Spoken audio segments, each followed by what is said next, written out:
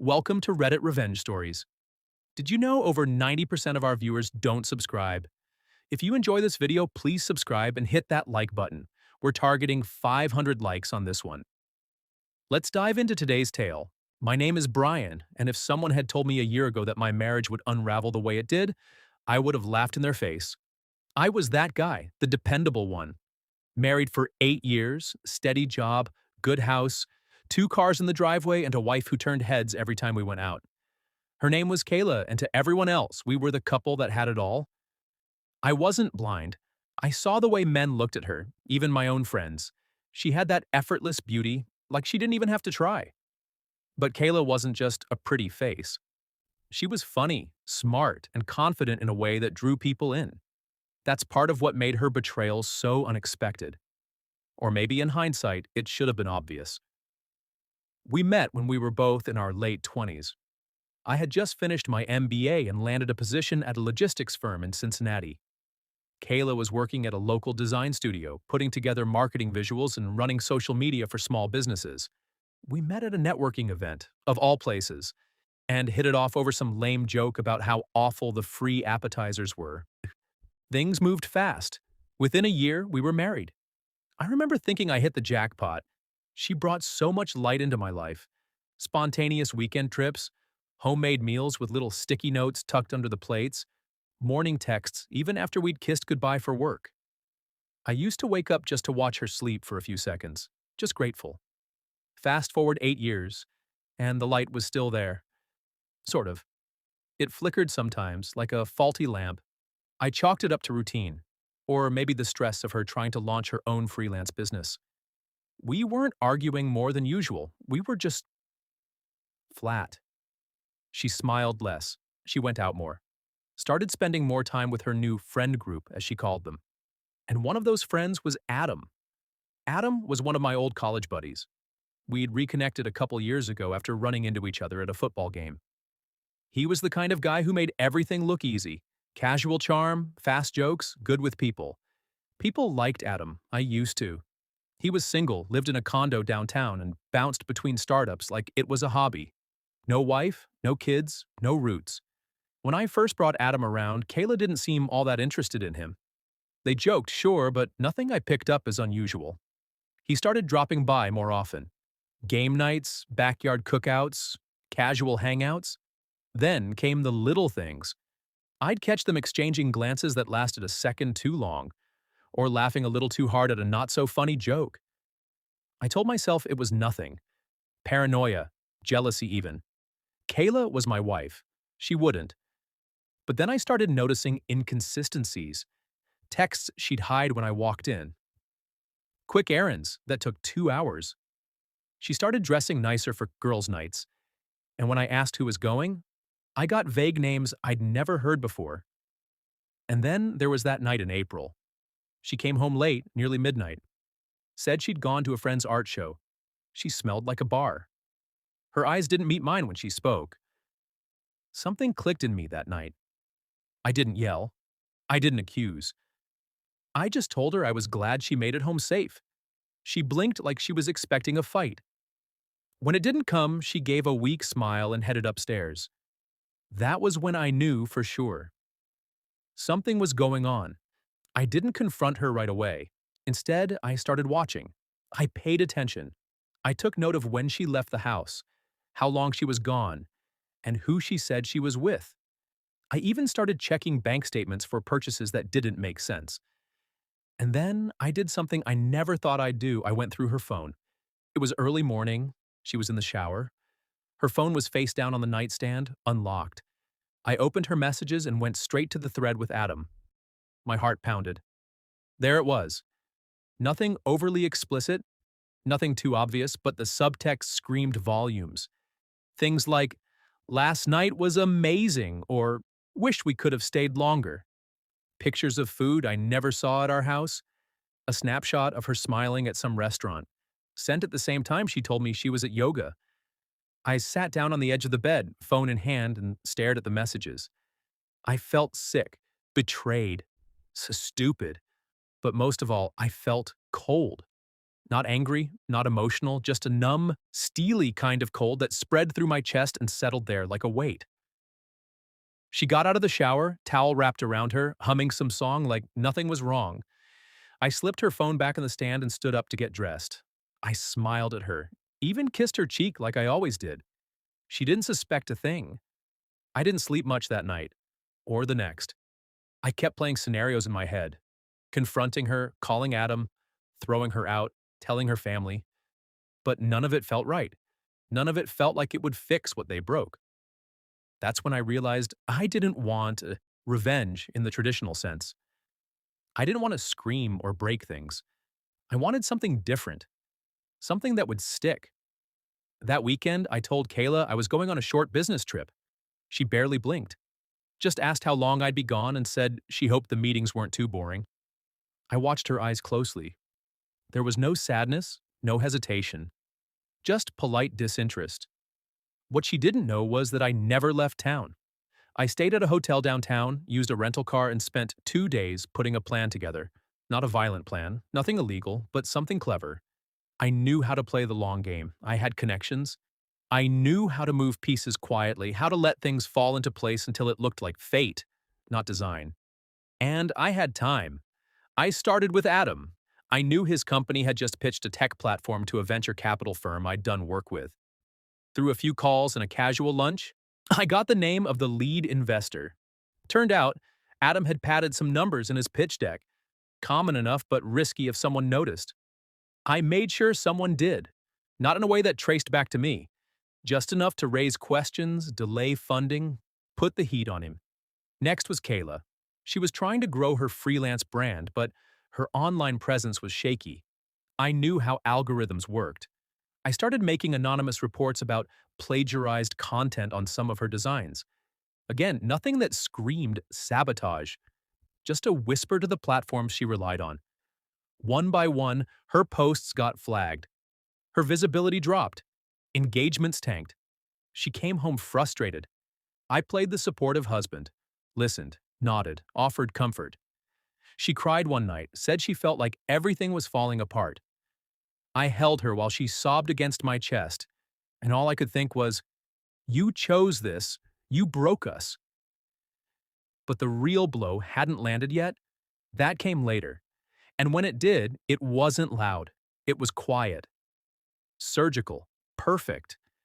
Because the thing about betrayal is, it doesn't end when you get caught. It ends when the person you hurt stops playing your game. And I was about to stop playing altogether. The unraveling happened in waves. That's the part no one tells you about revenge. It's not one single dramatic act. It's a series of quiet moves, each one pulling a thread until the whole thing comes apart. That's how I wanted it. No yelling, no messy accusations. Just quiet, steady justice. When I got back from my trip, Kayla barely asked any questions. Just gave me a quick peck and told me dinner was in the oven. She had no idea that her little world had started shifting beneath her feet. And I made sure to play my part. I was attentive, helpful, even more affectionate than usual. She chalked it up to me being in a better mood. In truth, I was focused, calculated, and I was nowhere near done. A few days after I returned, I contacted her old friend Amanda. They'd grown apart over the years, but I remembered Amanda being brutally honest, sometimes to the point of being harsh. I called her under the guise of wanting to plan a surprise party for Kayla's birthday. It wasn't even close to her birthday, but that wasn't the point. I needed Amanda to look at Kayla with fresh eyes, plant a seed of doubt. She's been different lately, I told her casually. You ever get the feeling that someone's drifting, like emotionally? Amanda was quiet for a moment, then said, I always thought something was off when Adam was around. You're not imagining it, Brian.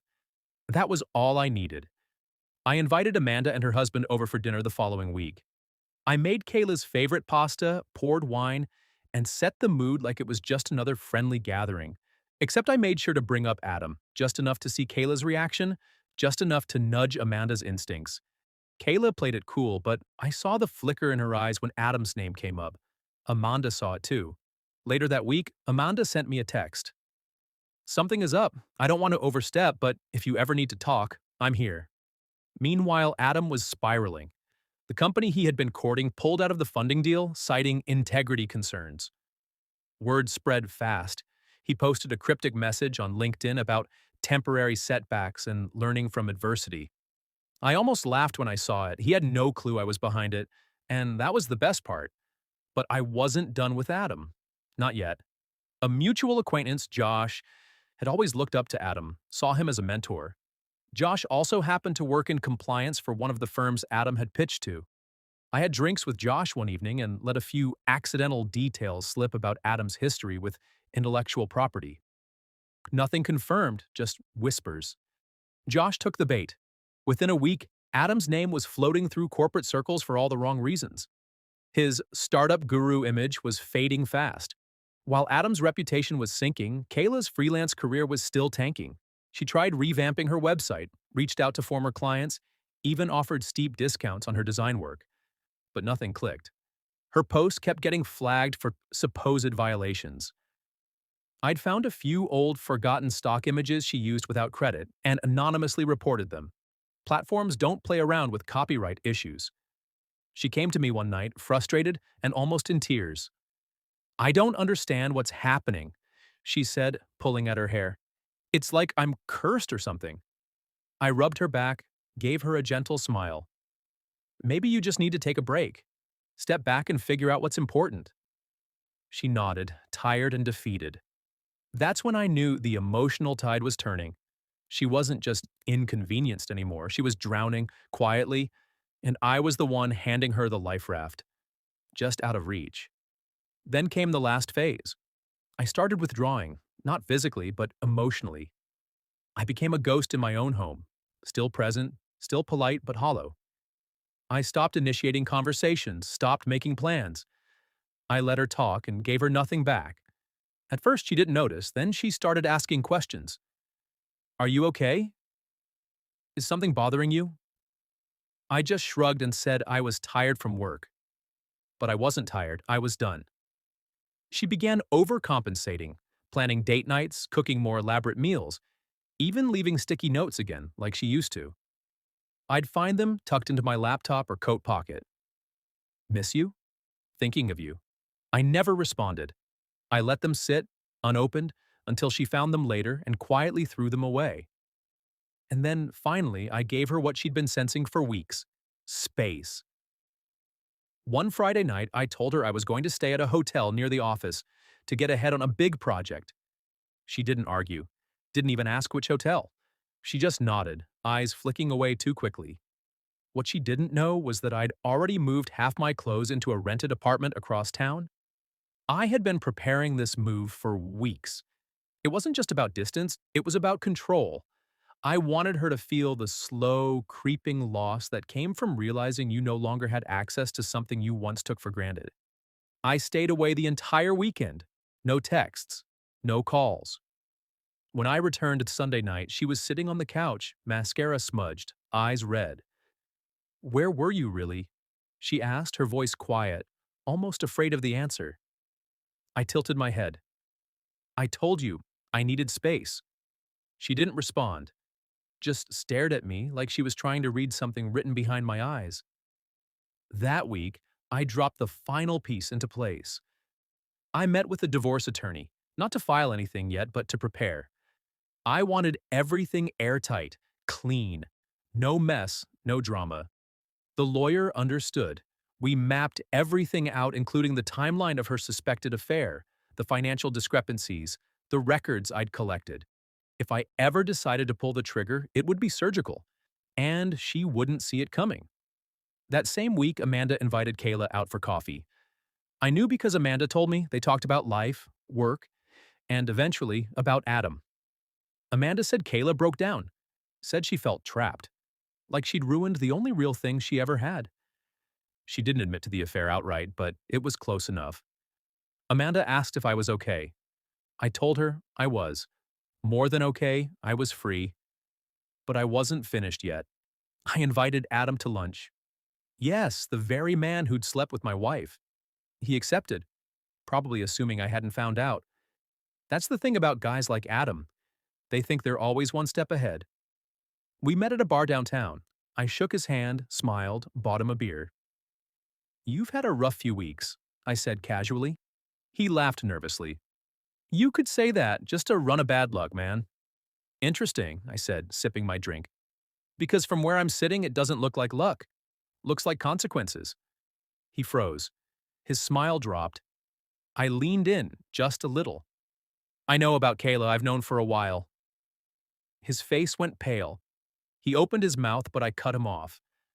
"I'm not here to fight. I don't care about apologies, I just wanted to see your face when you realized your little game wasn't secret anymore." He tried to recover, stammering some nonsense about how it wasn't serious, that it just happened, that he didn't mean to hurt me. I stood up, dropped a 20 on the table. "I'm not hurt, Adam. I'm done. And you? You're already finished.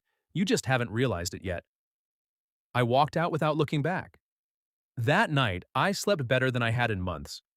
Not because the pain was gone, it wasn't, but because I had taken back control. Because I'd chosen not to scream or beg or burn everything to the ground. I'd chosen to dismantle the lie piece by piece until nothing remained but the truth. And the best part? Kayla still didn't know what was coming. She thought she'd lost my affection. She had no idea she was about to lose everything else. She sat across from me at the kitchen table, hands clasped, eyes searching mine like they used to when she was trying to read how bad the storm was. Only this time, she knew the storm wasn't outside. It was me. "Brian," she said softly, "and can we talk?" "Really talk?" I nodded, giving her the floor. She poured her heart out, about regret, confusion, about how she'd lost herself. She never said Adam's name, but we both knew who she meant. When she finally went quiet, I just said, "I know." Her eyes widened slightly. "You—" "No." I nodded again. "I've known for a long time. I gave you the space to come clean. You didn't." She looked like the wind had been knocked out of her. "I didn't want to hurt you," she whispered. "But you did. Every day you lied. Every day you chose him over honesty." I slid a folder across the table, legal documents. Her name on one side, mine on the other. "I'm not here to punish you. I'm here to end this, clean and fair. I already moved out. I already made peace with this." Tears rolled down her cheeks. "I thought you were pulling away because you didn't care anymore." "I pulled away," I said calmly, "because you already let go. I just followed your lead." She tried to speak again, but I stood. "You gave him what you owed us. I'm not angry anymore, just done." And just like that, I walked out. No yelling, no drama, just silence. And a kind of peace that I hadn't felt in years.